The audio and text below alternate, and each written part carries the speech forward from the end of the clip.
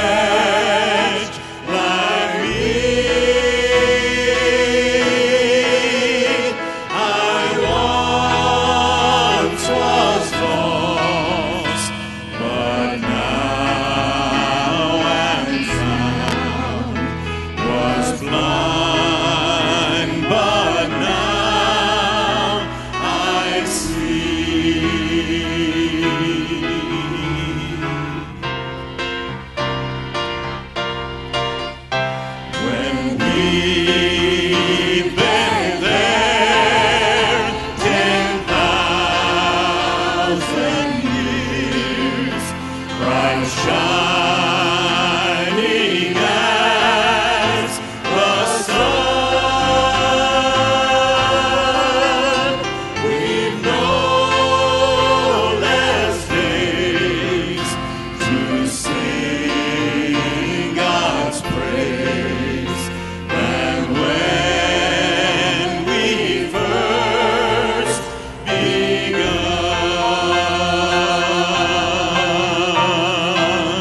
Amazing love, how can it be that you, my King, would die for me? Amazing love, I know it's true. It's my joy to honor you. Amazing love, how can it be that you, my King, would die for me? Amazing love, I know it's true. It's my joy to honor you. In all I do, I honor you. In all I do, I honor you.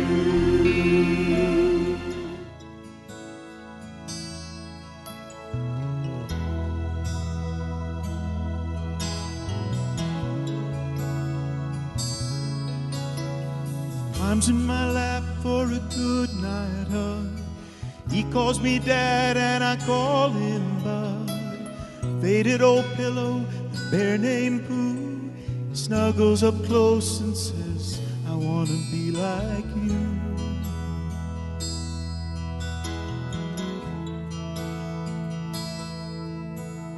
I tuck him in bed and I kiss him goodnight, tripping over the toys as I turn out the light. I whisper a prayer, someday you'll see he's got a father in God, 'cause he's seen Jesus in me. Lord, I want to be just like you, 'cause he wants to be just like me.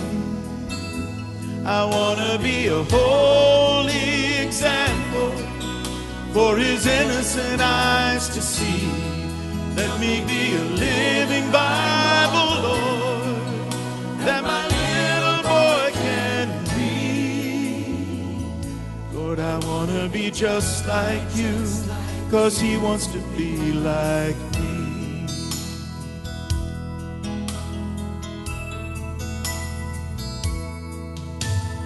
Got to admit I got so far to go, make so many mistakes, and I'm sure that you know. Sometimes it seems no matter how hard I try, with all the pressures in life, I just can't get it all right.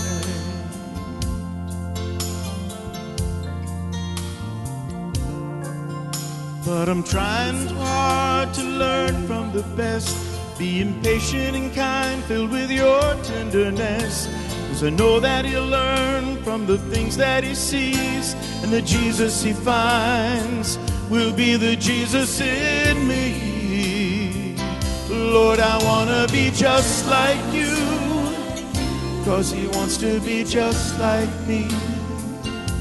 I want to be a holy example for his innocent eyes to see. Let me be a living Bible, Lord, that my little boy can read. Lord, I want to be just like you, 'cause he wants to be like me.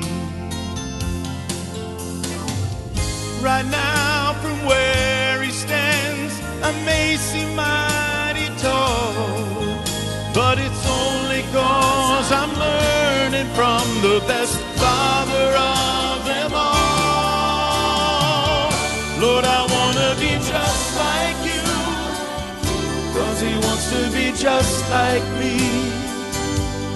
I want to be a holy example for his innocent eyes to see. Help me be a living Bible, Lord, for my little boy to read. Lord, I want wanna be just like you, 'cause he wants to be like me. I wanna be just like you, 'cause he wants to be like me.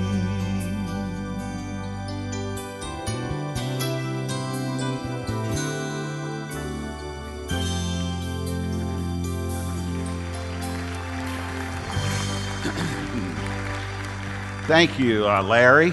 I appreciate that. Larry, there was some question about what Larry was going to sing today. His dad lives in Indiana, and Larry considered singing "Who's Your Daddy?" and but I'm glad that he didn't. I wanted him to sing "Farther Along," but since it was Father's Day, but I'm glad he sang "I Want to Be Just Like You," because he wants to be like me. Well, we have other guests with us today. Liz Ruba is one of the delightful additions to our ministry over the last year. She is a teacher in our elementary school, and she is an absolute delight. I went, I think, maybe the third day of school into her classroom, and she is poetry in motion. And Liz just returned from a missions journey to Haiti, and we're glad that she's back. Her daddy is with her today, and her dad is a pastor in Pennsylvania. Pastor, we're so honored that you're here today, and we love your little girl. I know you love her a lot more than we do, but we love her a lot. I can assure you of that much. Well, will you take your Bibles and turn to Luke chapter 8? We're going to look at a dad named Jairus. Most of you know our youngest son, Paul. There he is right there. Paul and Lindsay live in Jacksonville, where he works with Community First Credit Union. And Lindsay is a nurse practitioner. On April the 25th, God gave them a little girl. Her name is Emerson Aree, like Marie without the M. That was her great-grandmother's name. Emerson Aree. And she could not be any sweeter or more of a blessing to all of us. She's just, I can hardly stand it that I can't just reach out and grab her every single day. Now for Paul, this has brought on a whole new side of who he is. Paul changes diapers. And he changes all brands of diapers, which is amazing to me. I only had one brand of diaper that I would change only when I got caught in a pinch and no one else was around to do it. The other brand of diaper I didn't. The brand of diaper they were number one diapers, and that was the only brand that I would change. He holds Emerson when she cries. He pushes her in the carriage. And we are so pleased, that is his mom and I, to see this side of who he is. He and Lindsay are and will be great parents. As Emerson gets older, there'll be sweet moments, more sweet moments than that. Then they will give way to some challenging moments. There's no question about that. There will be some wonderful moments of joy, but there will also be some gray hair. My grandson Bradford is sitting over here, and Bradford tells me that I have gray hair because of worryation. He said, "Pops, you have too much worryation. That's why you have gray hair." And I'm sure that Paul is going to get his share of worryation. Here's an example of how worryation comes to dads. I may have used this before. It's so good it should be used every year. A father passed by his son's bedroom and was astonished to see the bed nicely made up and everything was neat and tidy. He saw an envelope propped up on the pillow, and it was addressed simply Dad. Well, with the worst premonition, he opened the envelope and he read the letter with trembling hands. Here's what it said. Dear Dad, I'm sorry to be writing this to you. but I had to elope with my new girlfriend because I wanted to avoid a scene with you and Mom. I have real passion with Joan, and she is so nice. I knew that you would not approve of her because of her piercings, her tattoos, her tight motorcycle clothes, the fact that she's much older than me. It's not just her passion, Dad. She really gets me. Joan says that we're going to be very happy. She owns a trailer in the woods, and she has a stack of firewood enough for the whole winter. We dream of having many children together. Please don't worry, Dad. I'm 15, and I know how to take care of myself. I'm sure that we'll be back to visit someday so you can get to know your grandchildren, your son, Chad. P.S. Dad, none of the above is true. I'm over at Tommy's house. I just wanted to remind you that there are worse things in life than the report card that's in my desk drawer.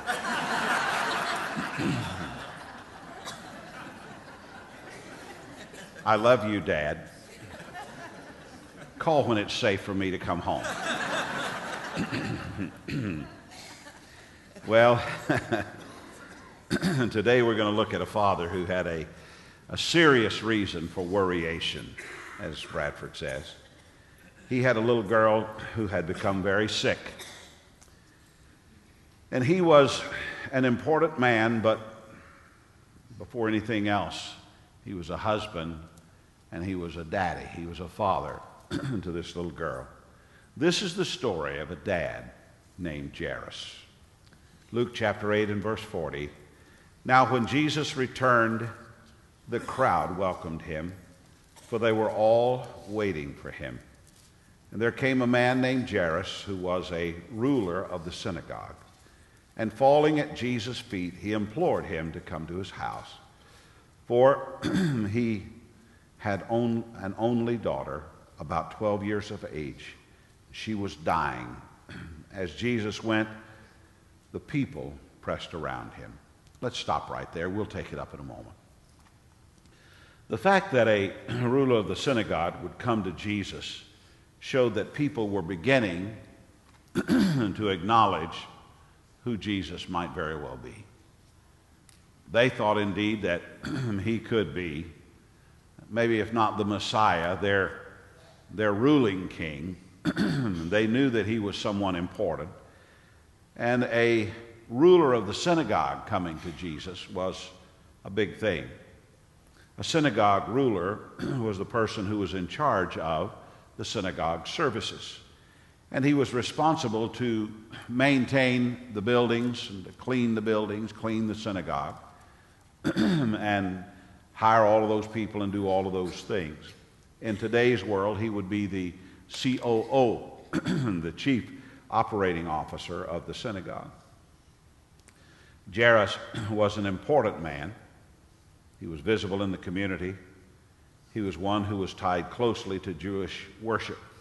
However, today he's just a daddy trying to find some help for his little girl. We start with this, a father's feeling. How do dads feel? You know, life has a way of resetting itself, doesn't it? We are burdened with the stuff of life until reality comes and faces off with us. We can be really important, we can be really busy, we can be about this or that or the other, and then the really important thing comes. When our health is threatened, or a loved one is lost in our family to death, or when our circle of friends is challenged, it seems the whole world stops spinning. For Ron Bishop's family and for those who are even closer to Ron than we are, their world has stopped spinning for a time. And they are only left, and we are only left with our feelings and our dealings. And that's the way it was with Jairus. Jairus was alone with his feelings. I want to give you 3 distinct feelings that he went through. I'm certain there were more than these, but we know of these. First of all, he was heartbroken. Absolutely heartbroken. It doesn't take much to imagine that. How heartbroken he was over the pending death of his child. There's no sickness like that of our children. It would be much better for us to be sick than for our child to be sick. We would rather have the headache than our child have the headache. We would rather have the broken arm than our child have the broken arm. Our children never understand that. They never understand it. Even after they become parents, they still don't really understand that we hurt more for them than we would for ourselves in their circumstances. Here's a man who was just absolutely heartbroken. Not only was he heartbroken, but he was helpless. His helplessness was visible. The Bible says that he fell at Jesus' feet and he begged him, he implored him to come to his house. If you're a dad who normally fixes things, and most dads normally do, if you try to make life better for those people that look up to you, if you try to make life better for your children, if you try to make life better for your family, if you try to help your family work through the hard things in life, you know how Jairus felt. When he was able to do nothing for his daughter. Last night I was talking with a friend of mine, with Ronnie Williams. Ronnie Williams has a lot of experience in the credit union industry. He is not in a credit union, but he sells products to credit unions, insurances and coverages and various things like that through CUNA Mutual. And my son Paul, that you saw earlier, just was promoted to Jim to a branch manager in Mandarin. So he's real excited about that, and he'll be starting that in a few days. And so there were some things that Ronnie was sharing with me about the way that credit unions work, and I'm sure that Paul knows all of this. But I said, can you make sure that Paul knows how these things work? Because that's real important for him to know. Now, that was just a dad talking, Ronnie. That was all that was. He's going to learn all of that, and he's going to get all of that, and he's going to be fine in all of that. But that doesn't stop me from saying, be careful when he drives out of the driveway. That's the way dads are. We like to fix things when we can. We like to make it better. That's what we do, Joel, isn't it? We try to make it better when we can. But boy, when we're helpless, there's nothing like being helpless. It's ominous to rest all of our hopes on someone else because we're just helpless. But we do that a lot in life for ourselves when we don't want to do that for our children. Wednesday afternoon, I was in the Charlotte airport, ready to fly from Charlotte back to Tallahassee. And there was the gate was shut down. I was flying a plane that was smaller. It was a jet, but it was a smaller jet, and you had to walk out on the tarmac to get onto the plane. And so they shut the gate down because there was lightning in the area. Kind of like we do with a football game or a baseball game. We have that lightning indicator, and you see it within a certain range, and you shut the game down because of lightning in the area. Well, there was lightning in the area. Now, those of us in there, we thought, that's nothing. It's not even drizzling out there. It's okay.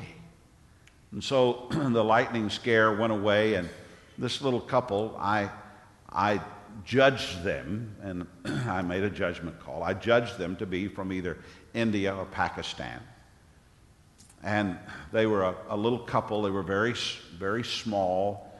They appeared to be maybe my age, and they opened the gate, and they were the first ones to get up. They wanted to get out on that airplane because they didn't speak English very well, and they didn't want to be left behind. And so they got on that airplane. The plane came down, the stairs were there, and they got up on the airplane. And as soon as they stepped inside of that airplane, there was a bolt of lightning that hit right outside the window of where we were sitting. And it wasn't one of those see the lightning, wait for the thunder. It was one of those watch this, wham type deals. Just boom. Scared them to death. Their last few steps are real quick up into the plane. And then we sat there again. So we knew, and now the weather had moved in. And we knew that we were going to have to fly out in that weather. Now, when it came time to get on that airplane, I did. I got on the plane, completely helpless. I didn't know anything about the pilot. I didn't know anything about the area. I didn't know who to call if there was a problem. I just got on an airplane and just trusted that the guy that was flying the thing knew what he was doing. I'm happy to report that he did. But we do that all of the time. After the service today, you're going to get in your car and you're going to drive home or to a restaurant or wherever it is that you may go, and you are going to be helpless regarding the other people in the road around you. And you're just going to have to trust that they're going to stay in their lane and they're not going to come over and take your life. You just have to trust that. And you can go on with that. And we do that all the time. And it seems easier for us to do that for ourselves than for our children. Because we dads want to fix things. We dads want to make sure that everything is set just right. And there are no slip-ups, and that nobody is going to inadvertently do harm to our child. But I'll tell you this, when you're in a desperate situation the way that Jairus was, even a helpless person has to give it over to somebody else. Jairus was a man who was feeling heartbroken and helpless, but also a little bit hopeful. There was good reason for him to be hopeful too. Here's what he had seen. Jairus watched this with his eyes. Verse 42, he had an only daughter about 12 years of age, and she was dying. As Jairus went, the people pressed around him, and there was a woman who had had a discharge of blood for 12 years. That's as long as the daughter had been living. And though she had spent all of her living on physicians, she could not be healed by anyone. She came up behind him and touched the fringe of his garment, and immediately her discharge of blood ceased. Jesus said, "Who was it that touched me?" And when all denied it, Peter said, "Master, the crowds surround you and are pressing in on you." But Jesus said, "Someone touched me, for I perceive that power has gone out from me." And when the woman saw that Jesus was not hidden, saw that she was not hidden, she came trembling and falling down before him, declared in the presence of all people why she had touched him and how she had been immediately healed. And he said to her, "Daughter, your faith has made you well. Go in peace." Now, there's nothing like seeing firsthand what Jesus can do. There's nothing like it. I was looking at something on my counter today that, somebody claimed that this would help you lose weight, and so I bought a bottle of it and gained 5 pounds. I'm always looking for someone who's actually had the experience with something, you know. Have you actually had the experience with this? You personally? No, but I'll tell you what, I knew somebody who read online that this had happened. Okay, that's good enough for me. Let me order some. So but I looked at that and I said, yeah, that stuff didn't work. But when you see it with your eyes, when you see it happening right in front of you, well, that's a different thing. And Jesus saw, or Jairus saw, this woman who had been ill for 12 years. Now, granted, it was a blood issue, and I'm not exactly sure what it was. But everybody seemed to know that she had been healed. And he saw this with his very own eyes. And he said, this has got to be amazing. I've come to the right place. I'm heartbroken and I'm helpless. My child is at the point of death. But look what just happened here. I must be at the right place. And so for a moment, he was excited because here this one who was so close to him and so close to death had the opportunity to be healed. Well, that's all the father's feelings. But that very soon gave way to a father's fear. His hope temporarily dashed. Getting back to the scene, Jairus is still with Jesus. He's still waiting and hoping for Jesus to go to his house with him. And Jesus was his last and his only hope. And from what happened next, we can assume that he was visibly anxious to get Jesus to his home. I can identify with Jairus. That was the kind of dad that I was. My sons will tell you that I was not I'll do it in a minute kind of a dad.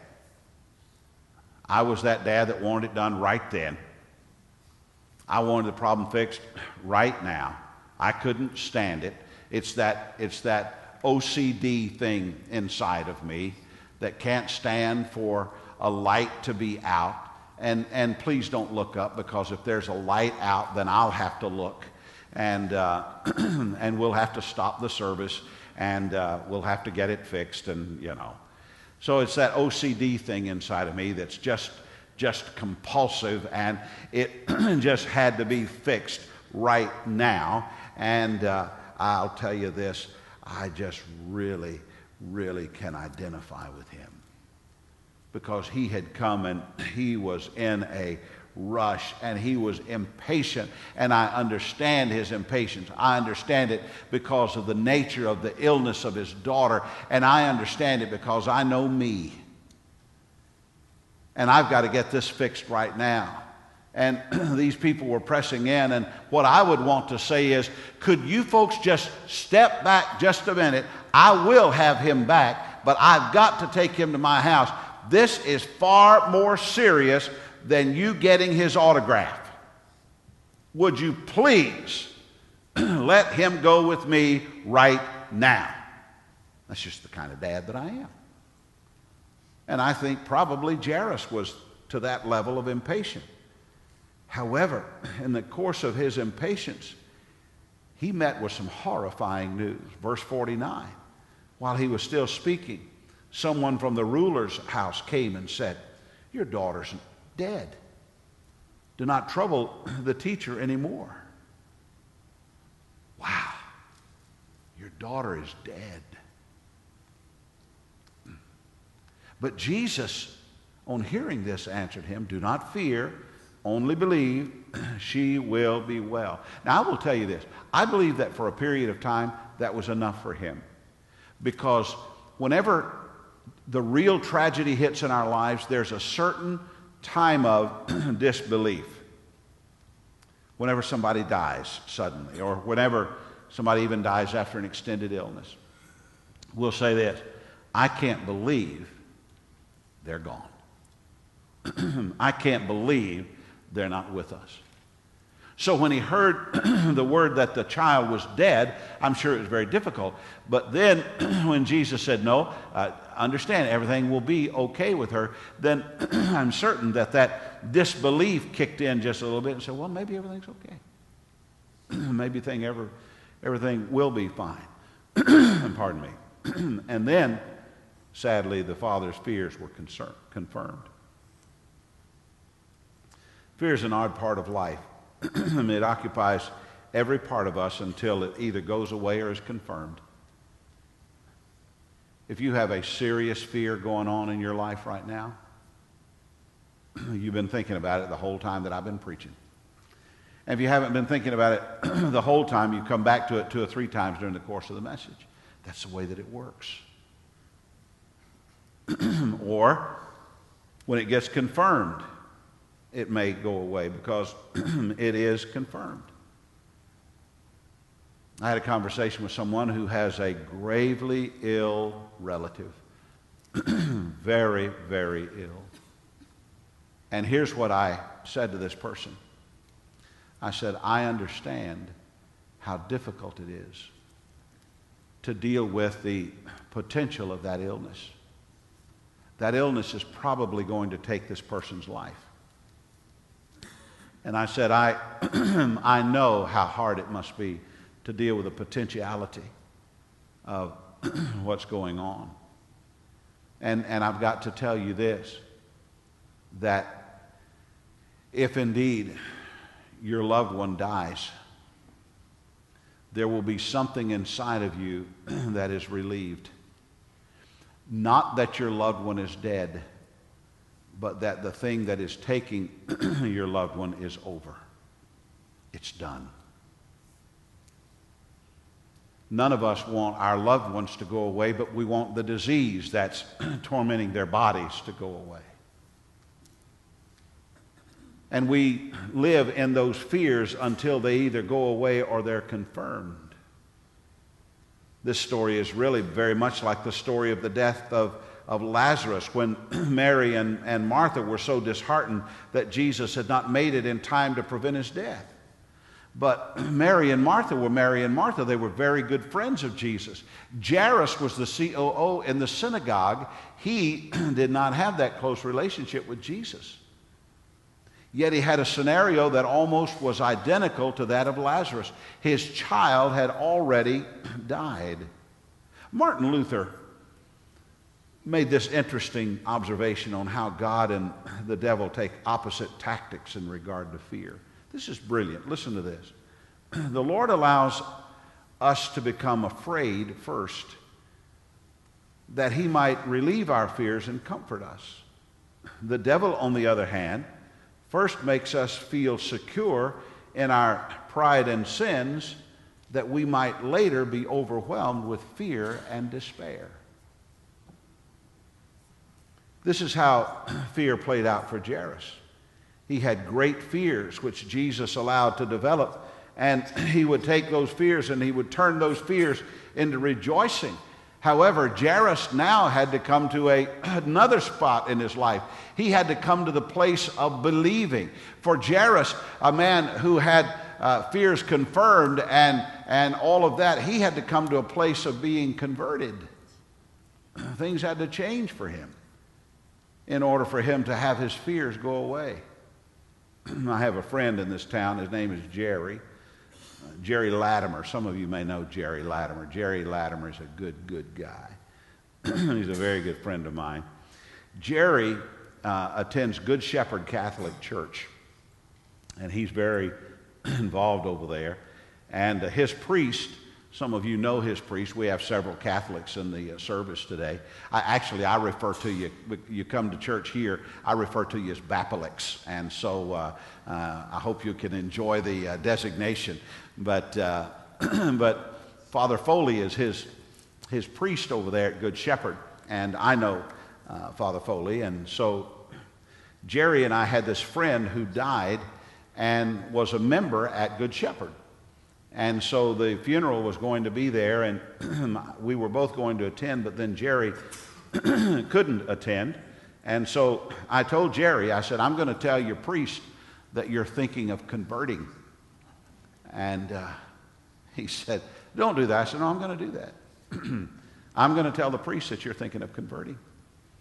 And so I went to the funeral, and those of you who know the priest at Good Shepherd, he's really a good guy.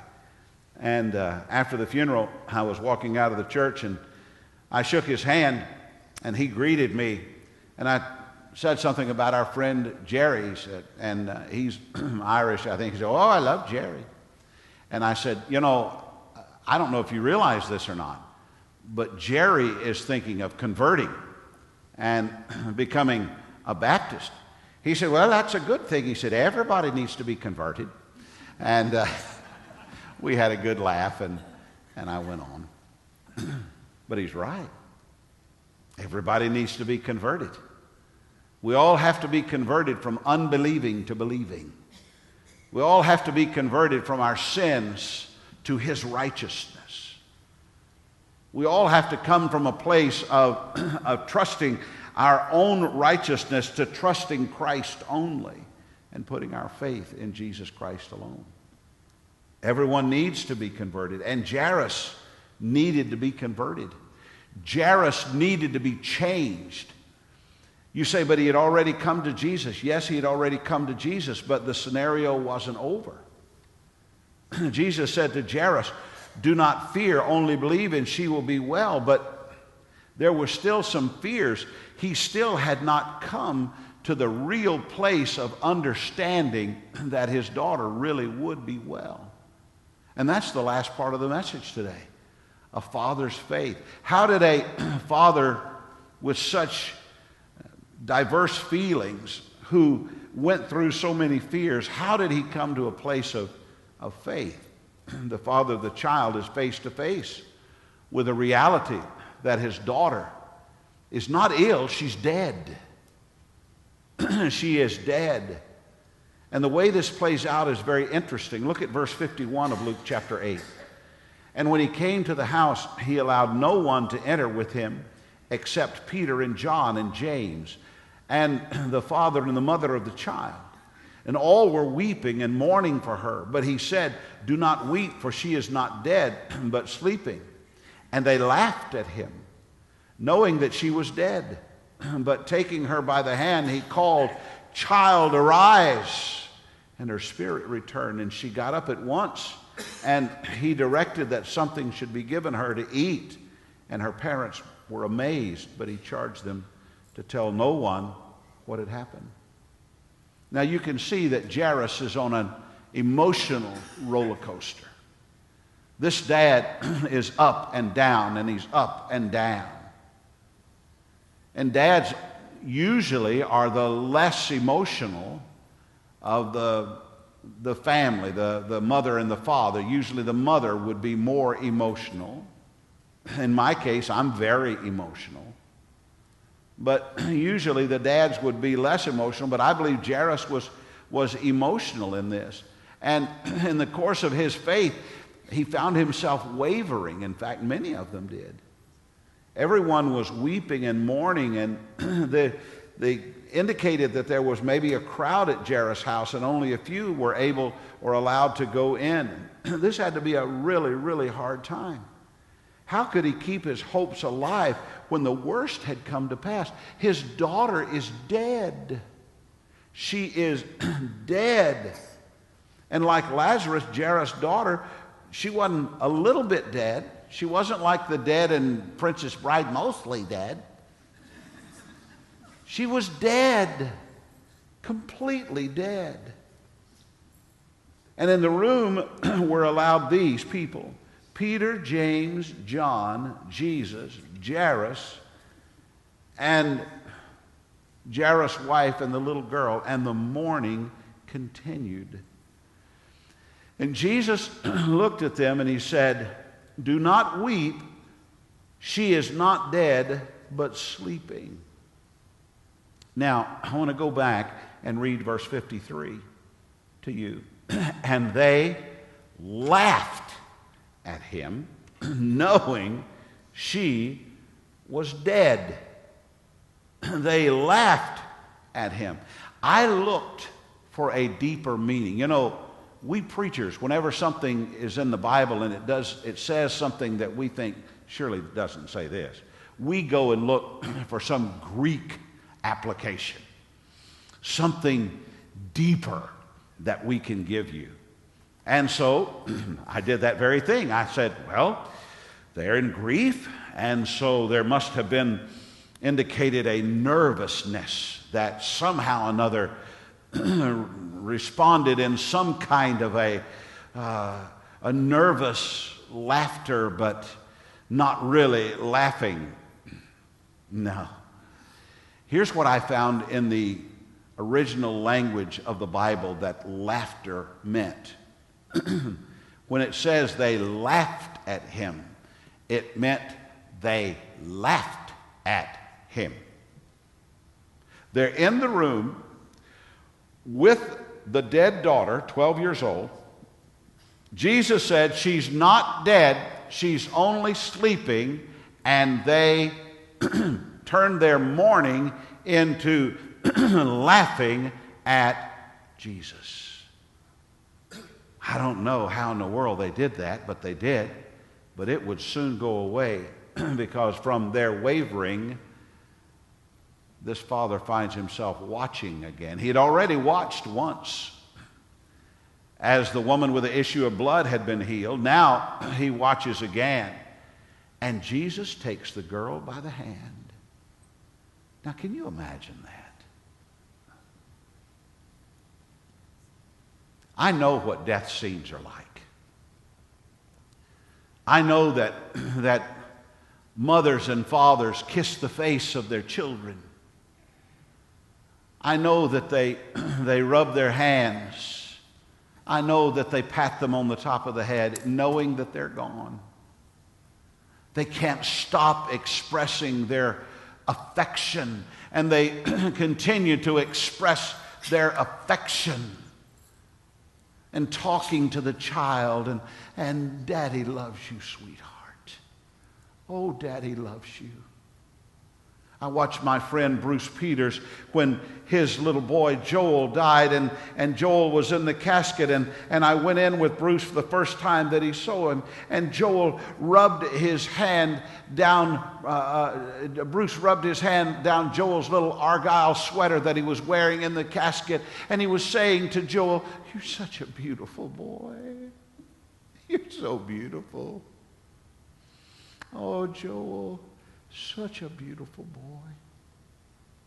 These parents are in the room with their child. Such a beautiful little girl. We love you so much. We don't want you to be gone. We're so sorry you're gone. I wish I could have been a better daddy. Wish I could have been a better mommy. Oh, we love you, baby. Oh, baby girl, we love you. And Jairus watches Jesus reach over and take the hand of his little girl. And Jairus steps back and he looks. He took my little girl's hand. I was saying bye to her. He took my little girl's hand. And Jesus said, "Child, arise." And she got up. And the laughter turned to wondering. Wonderment, if you will. They were absolutely amazed. She got up. Jesus said, "Get her something to eat." I'm so encouraged of the priority of Jesus. Amen? I mean, this child had just been dead. He didn't say, "All right, now get all your hugging done. Somebody put on some praise music." You know what he said? "Get her something to eat." I'm going to tell you something. Had that been today, that child could have had anything she wanted. Whataburgers, Crystals, anything she wanted. Twinkies, amen? Anything. All Jesus said was, "Get her something to eat." And they were in amazement. This message has been a story of one father's journey from fear to faith. And it's amazing what God could do in his family when he gave Jesus room to work. That's the key. He gave Jesus room to work. But first he had to want Jesus to work in his family. And I think therein lies the question on this Father's Day. Dads, you're here today. Thank you for being here. I'm going to give you a mug because you came. Thanks for coming. But here's a question for you. Do you want God to work in your family? I want my child to be a success. I appreciate that. I want my sons to be successful, and they are, and I thank God for that. But do you want God to work in your family? All of us know what we want for our children and our grandchildren, our relationship in the family. But do we want God to have his way in our families? Do we want God to do in the everyday what we want God to do in the emergency days? There's no question that when your child is ill, when your child is heartbroken, when times are difficult for your child, there's no question that you go to God and you say, God, I want you to have your way in my child's life. Please, Lord, please bring them through the illness. Please bring them back to center point. Please, Lord, please comfort them. Please remind them while they're straying. But then when they come back to center, do we still want God to have his way in their lives? You have been watching the Family Bible Hour, a ministry of North Florida Baptist Church in Tallahassee, Florida. If you would like a copy of today's message on CD or DVD, write to us at Family Bible Hour, 3000 North Meridian Road, Tallahassee, Florida, 32312. Visit us online at nflchurch.com or call us at 850-385-7181. Join us again next time for the Family Bible Hour.